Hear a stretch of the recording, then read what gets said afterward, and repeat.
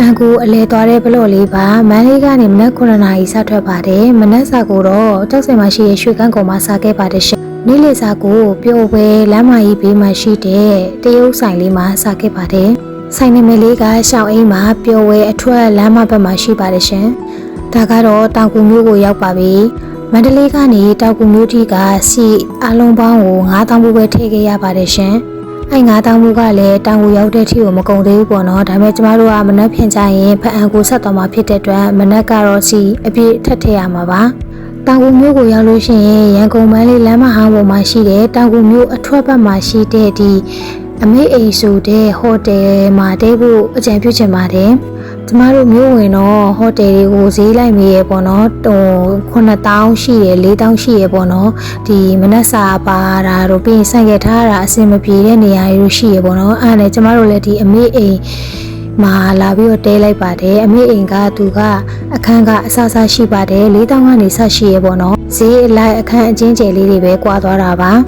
ကျမတို့ကတော့9000နာအခန်းလေးယူလိုက်ပါတယ်ပုံမှန်ဆိုရင်ဒီအခန်းလေးက3ယောက်နေတဲ့အခန်းပေါ့နော်ဒါပေမဲ့2ယောက်စာအတွက်ပဲတူကယူပေးရပါကျမတို့တဲတဲ့9000နာအခန်းလို့ပြပါမယ်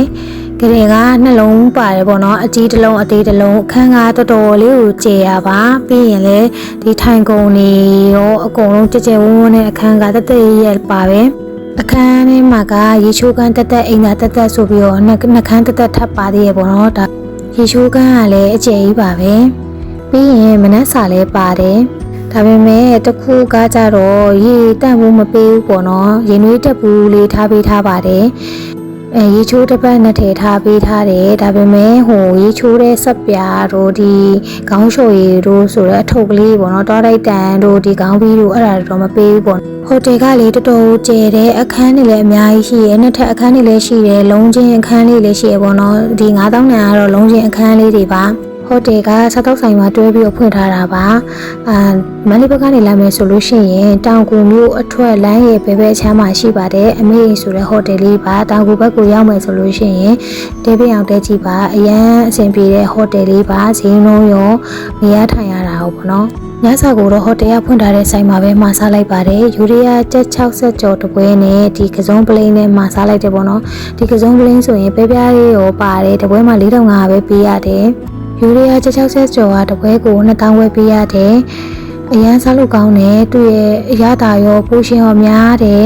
ဒါဆိုင်ရှိရဆရာကြီးပါရုပ်ထွက်ကတော့ညဘက်လက်ထွက်တဲ့အတိုင်းပဲအရန်ချိုးတာပါ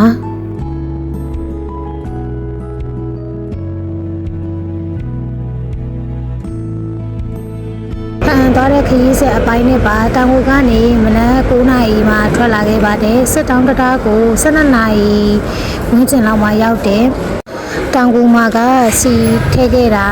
2600ဘူးပေါ့နော်စစ်တောင်းတရားရဲ့ကိစ္စ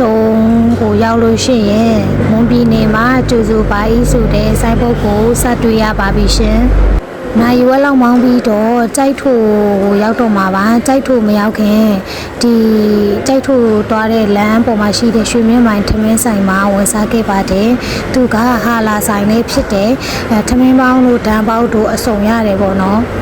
နေ့လည်စာကိုကြိုက်ထိုမှာမစားတော့ဘဲနဲ့ဒီရွှေမြင့်မိုင်ဆိုင်မှာပဲဝယ်စားခဲ့ပါတယ်ရှင်ရွှေမြင့်မိုင်ဆိုင်နဲ့ကြိုက်ထိုနဲ့ကအနည်းဆုံး10မိနစ်လောက်ပဲကြာပါတယ်ညီမအတွက်ကတော့ထမင်းပေါင်းနဲ့ကြက်သားကြော်မှထားပါတယ်ဖက်နဲ့ထမင်းလေးပေါင်းထားဆိုတော့မှုေးပြီးတော့တော်တော်လေးကိုအရသာရှိတယ်ထမင်းပွဲမှာပါတဲ့ကြက်သားကလေပူပူနွေ့နွေ့ကြော်ပေးထားတာဗမာကြက်သားပေါ့နော်အကြီးကြီးပါပဲ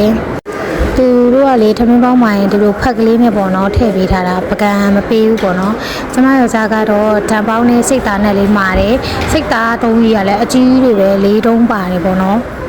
ပြီးရင်ဒီထမင်းပေါင်းမှာကအနှစ်ချက်ကလေးရဲ့ချင်မောင်ရွက်ကြော်ငယ်ကြီးကြော်လေးရဲ့ပါပါတယ်သူ့ရဲ့အနှစ်ကလေးကလေတော်တော်လေးစားလို့ကောင်းတာထမင်းလေးကထွေးထွေးလေးနဲ့ပူပူလေးနဲ့တက်တာကြော်လေးပူပူလေးနဲ့တော်တော်လေးစားလို့ကောင်းပါတယ်ရှင်တီးစုံပဲကလာဟင်းလေးတွေရောကော်ပီတုပ်လေးတွေရောဒီပဲပင်မောက်ချင်လေးရောအတုမြုပ်လေးတွေရောပေးပါတယ်သူ့ဆိုင်ကတံပေါက်လေးကလေစီမများပဲ66ကလေးနဲ့တော်တော်လေးစားလို့ကောင်းတယ်တံပေါက်တစ်ပွဲထမင်းပေါင်းတစ်ပွဲနဲ့ရေတံမိုးတစ်ခုကို2500ပဲရှင်းခဲ့ရပါတယ်ရှင် ဖအံကိုတော့ညနေ3နာရီခွဲလောက်မှရောက်ပါတယ်။ကျမတို့ကဆိုင်ကယ်နဲ့သွားတာဖြစ်တဲ့အတွက်ကြောင့်မို့လို့ခရီးမှာကတော့ချောချောမွေ့မွေ့လေးနဲ့အဆင်ပြေစွာရောက်ခဲ့ပါတယ်ရှင်။ဆိုင်ကယ်နဲ့ပဲသွားကားနဲ့ပဲသွားကိုယ့်ဘက်ကဒီအပြည့်အစုံပါတယ်ဆိုလို့ရှိရင်တော့လမ်းခီးရချောချောမွေ့မွေ့နဲ့သွားလို့ရပါတယ်ရှင်။ဖအံမျိုးရဲ့လေဘက်ဆရာနေရာတွေကိုလည်းဗီဒီယိုလေးနဲ့ထပ်ပြီးတော့တင်ပေးမှာပါ။ခရီးသွားဘရော့လေးတွေကိုစိတ်ဝင်စားတယ်ဆိုလို့ရှိရင်ညီမရဲ့ဒီ YouTube page လေးကို subscribe လေးလုပ်သွားပေးဖို့မမေ့နဲ့နော်ညနေ3နာရီလောက်မှဖတ်အံညစီတန်းကတော့တော်တော်လေးကိုစီနေပါပြီအဆုံးထိကြည့်ပြီးလို့ကျေးဇူးတင်ပါတယ်ရှင်နောက်ထပ်ဗီဒီယိုတွေမှာပြန်တွေ့ကြပါမယ်နော်